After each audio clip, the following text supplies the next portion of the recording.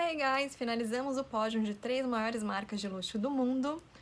Começamos com Louis Vuitton, depois fomos para Hermès, Gucci e agora a gente vai falar da Cartier, que é a maior joalheria de luxo do mundo. A Cartier é francesa e tem mais de 170 anos, sendo a joalheria mais antiga do mundo. É muito conhecida pela qualidade dos seus produtos, joias, relógios, cachecóis, perfumes, objetos em couro, acessórios, louças e 2 grandes símbolos da marca, suas embalagens vermelhas e a pantera. Louis-François Cartier trabalhava numa oficina de joias na rua mais cara de Paris na época, a Rua Montorgueil. Em 1847, Louis assumiu a oficina do seu mestre, patenteando a sua própria marca com seu próprio nome, com um L e um C, em um losango com um coração.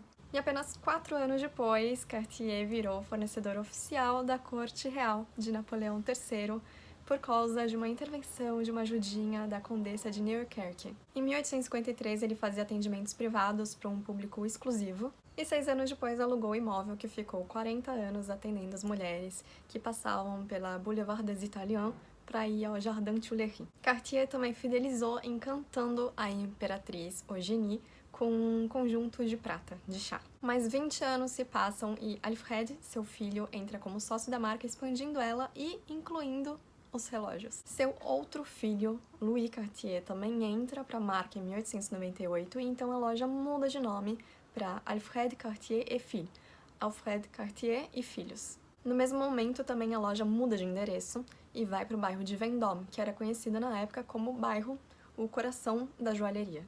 Em 1900, Cartier fez 27 tiaras para a coroação do rei Edward VII, recebendo um certificado de fornecedor da corte e também sendo chamado de joalheiro dos reis e rei dos joalheiros pelo rei. Em 1904, fez uma grande invenção, fez o primeiro relógio com pulseiras de couro do mundo, especialmente para o Alberto Santos Dumont, que reclamava dos relógios de bolso durante os voos. 10 anos depois, o Duque de Windsor pediu para Cartier fazer um broche no motivo Panthère para sua mulher, e então a pantera virou um símbolo, um objeto de desejo de todas as mulheres do mundo. Em 1933, Cartier cria o primeiro relógio à prova d'água do mundo. Quase 10 anos depois, Louis Cartier morre e a marca quase não sobrevive sem o seu dom. A empresa então é assumida por Robert Hoch, que traz mais modernidade e peças mais acessíveis. Nesse mesmo ano, 1968, é lançado o isqueiro da marca Le Briquet Cartier e é o primeiro isqueiro de luxo do mundo. Nunca um isqueiro tinha sido considerado um objeto de luxo.